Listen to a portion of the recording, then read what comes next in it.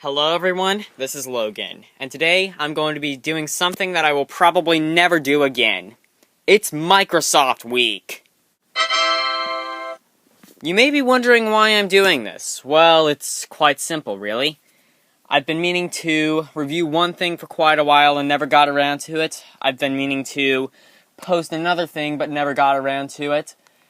And there's another request, and the rest I just figured I'd play by ear. Anyway, here's the first thing. It's the iPaq. Yay! This is a PDA that runs on Pocket PC, or if you don't speak old, Windows Mobile.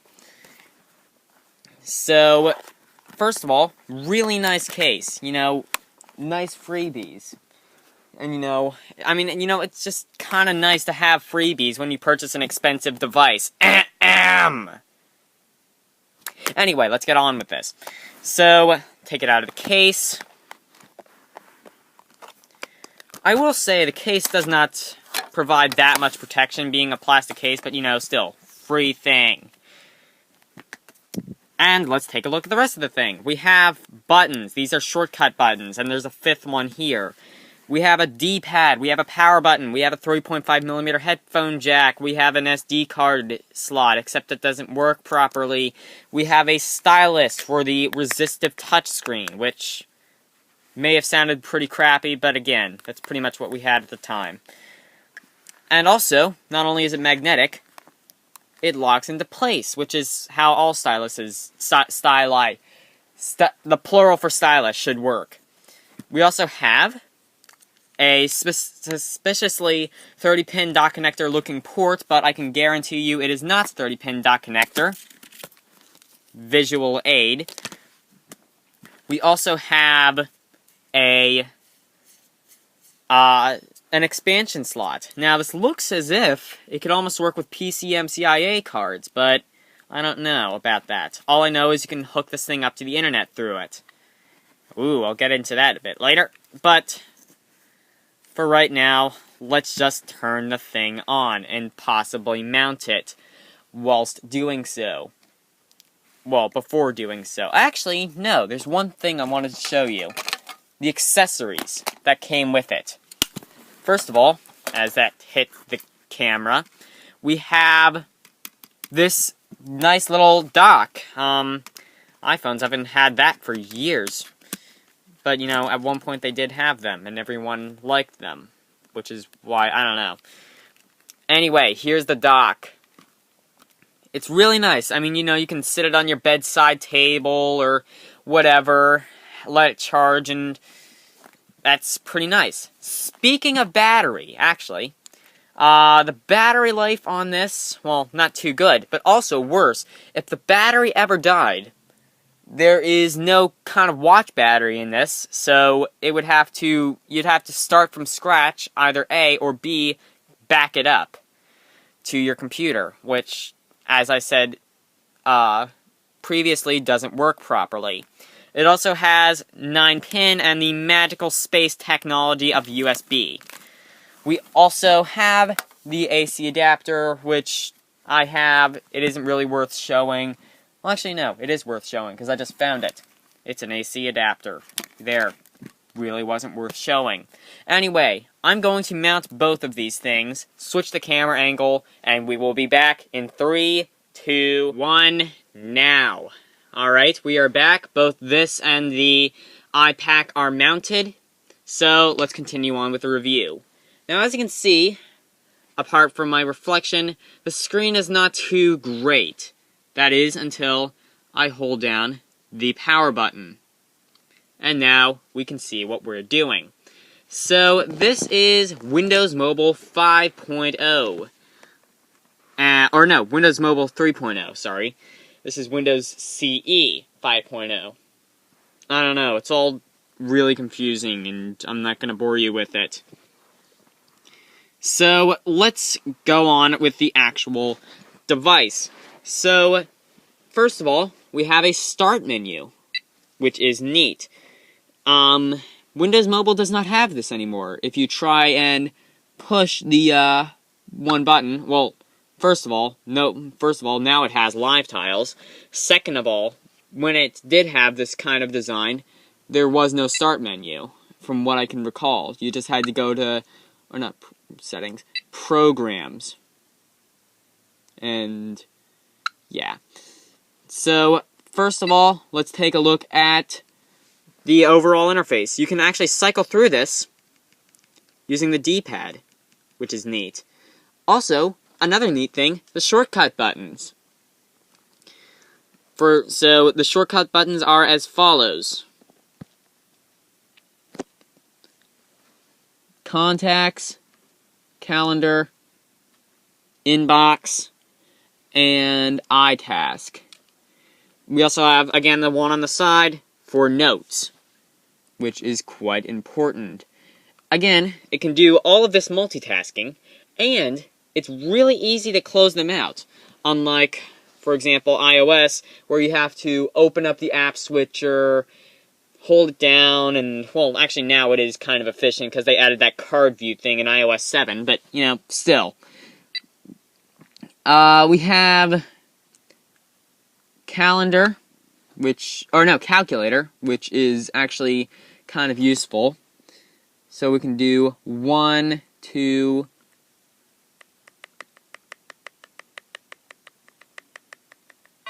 that, divided by 6 plus 3 equals that. Informative. Alright, let's do calendar. No, inbox, calendar. It's a calendar, not a calculator. There we go. Inbox, you can check your email on it. Internet Explorer, you can browse the web. But as I said previously, you need an internet card, and that was sold separately. So that's not going to happen there. We have Nuevo, which doesn't work properly. Wait, it says default I don't know. We have notes. Let's actually add a note. Alright, new note. I am going to write my name and not push the start button.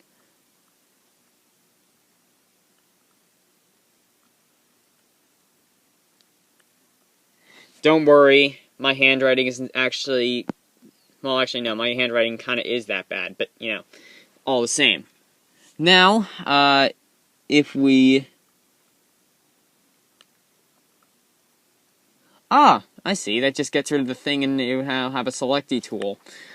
But, we can go to the keyboard, and there's a physical keyboard, which is considerably nicer to type on, unless you're using it from this angle. It even has a little autocorrect thing, which is neat. We also have handwriting recognition. You know I'm just setting myself for trouble. Alright. First of all, you have to write everything in cursive, otherwise it won't work.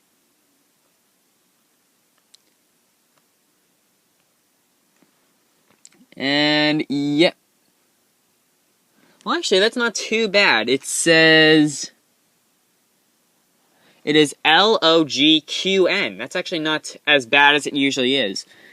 It only got one... Well, it got two kind of wrong. One should have been lowercase when it was instead uppercase, but, you know, all the same. Let's just quit out of those things. I would also like to point out the processor in this is not fantastic. As you can definitely tell, it takes quite a while even to load up certain applications. So, you know, it works, but not very well. Tasks. You can add tasks. Windows Media Player. You're listening to the Windows Media Player for Pocket PC.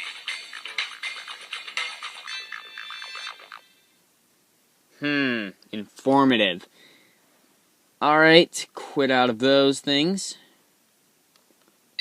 And let's go into all the programs.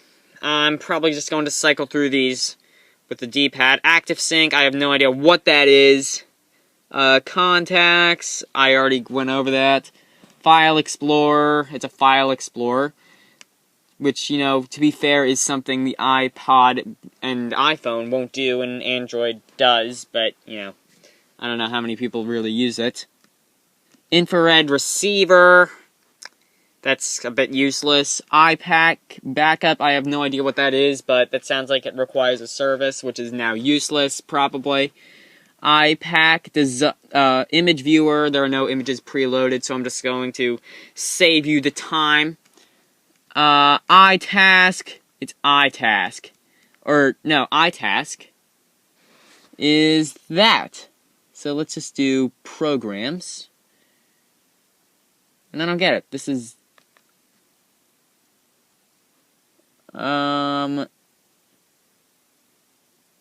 Sure, is this some kind of app switcher? I don't know.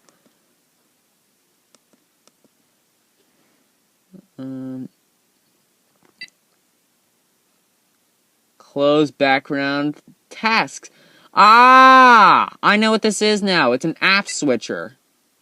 Alright, close background task. And there we go. Really nice. No, let's not do settings.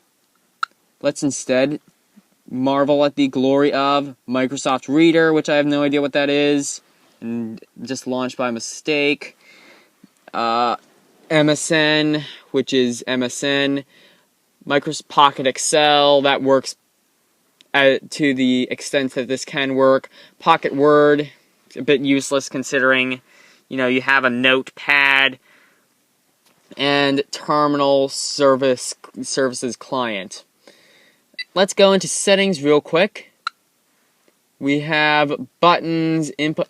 Actually, can you change what the function buttons do? Yes, you can, apparently. Can you?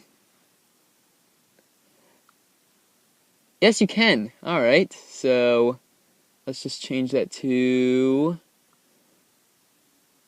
Let's change that to iPaq backup. And when we push that... Huh, never mind. It doesn't take us to iPaq backup. False advertising. And you know, there's a few different little things that this thing can do. And finally, last but not least, games. You can play solitaire with it. Do I really need to explain this? Anyway, let's put the 7 over there. Or the 6 over there. New card. Whatever, you get it, it's solitaire. So, anyway, that is the iPaq. And while it is definitely quite laughable in many areas, it's also quite innovative in some areas, even by today's standards. I mean, you know... I don't remember if I showed you this before, but the shortcut buttons can actually be activated even while this isn't. So, you know, that's quite a good thing. So, overall, if I lived in 2002, had a whole lot of money, and was an important businessman, I would definitely want one of these. This is a very good thing, especially for its time. Even if some of the things don't work properly. Speaking of which, I should probably mention the SD card. When I put an SD card in, it asks, would you like to format the SD card? I push yes, and it says there's an error formatting the SD card. Fabulous. But, yeah, again, pretty innovative for its time. Even did quite a few good things that were pretty, you know, innovative by today's standards. Anyway... That's all for this video. Bye.